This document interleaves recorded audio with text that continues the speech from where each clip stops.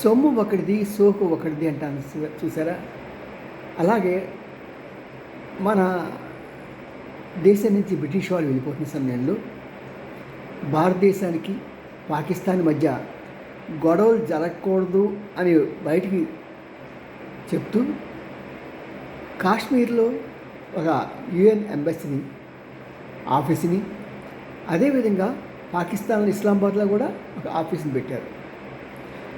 వాస్తవానికి ఏంటంటే దాంట్లో 40 మంది స్టాఫ్ ఉన్నారు భారతదేశంలో, సుమారు అదే సంఖ్యలో ఇస్లామాబాద్లో కూడా ఉండే ఉంటారు. మరి ఈ 2 దేశాల్లో 40 మంది ఎంప్లాయీస్కి వాళ్ళకి అత్యాధునిక ఇల్లు, తర్వాత వాహనాలు, ఇంకా వాళ్ళకి ఏంటి చాలా లగ్జరీస్ లైఫ్ అనమాట. వీటన్నిటికీ కలిసి ఎవరు డబ్బు చెల్లిస్తున్నారు? వాస్తవానికైతే యుఎన్ చెల్లించారు, యునైటెడ్ నేషన్స్. కానీ మన పాలకుల తప్పిదాలతో మనకి అంటే మన 2 దేశాల్లో కూడా పాపం ఎంతోమంది పేదవాళ్ళు ఒక పూట తిండి లేని పరిస్థితుల్లో కూడా వీళ్ళ లగ్జరీస్ జీవితానికి మన ట్యాక్స్ పేయర్స్ డబ్బులతో వాళ్ళు ఎంజాయ్ చేశారు. అప్పుడే కాదు, సుమారు 75 సంవత్సరాల నుంచి ఇదే జరుగుతున్నది వాస్తవంగా. దీన్ని ఇంతవరకు ప్రశ్నించిన వాళ్ళు ఎవరు లేరు.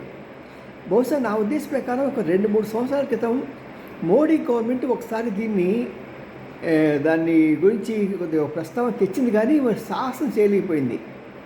బట్ ఇప్పుడు మాత్రం ఇక్కడ పనిచేస్తున్న 40 మంది వీసాలు మోడీ ప్రభుత్వం రద్దు చేసిందని తెలుస్తున్నది. కానీ అధికారికంగా ప్రకటన మాత్రం ఇవ్వలేదండోయ్.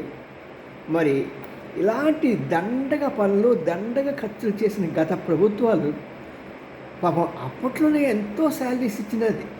వీళ్ళకి వాళ్ళు చేసిన నిర్వాహకం ఏంటి తెలుసా అండి?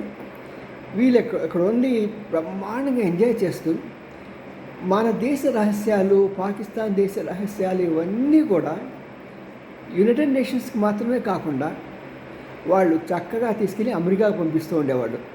ప్రతి క్షణం కూడా ఎవరు ఏం చేస్తున్నారు ఏంటి అనేది. అంటే అక్కడ సిఐఏ చేయాల్సిన పని యునైటెడ్ నేషన్స్ వాళ్ళు చేస్తూ, ఎవరి డబ్బుతో? మన దేశాల డబ్బుతో. ఇదేంటి అమెరికా నైజం. అందుకనే తొట్టి వెధవలు ప్రపంచంలో ఎవరున్నాయంటే అమెరికాలో. అమెరికన్ పాలకులు మించిన తొట్టి వెధవలు, తొట్టి గ్యాంగులు ఎవరూ లేరు. మరి అలాంటి వారిని మనం ఎంత దూరంలో పెట్టి వారికి ఎత్తుపైన చిత్తులు చేస్తుంటేనే కానీ మనం బతి కట్టలేము. కాబట్టి అమెరికాతో ఎప్పుడు జాగ్రత్తగా ఉండాలి.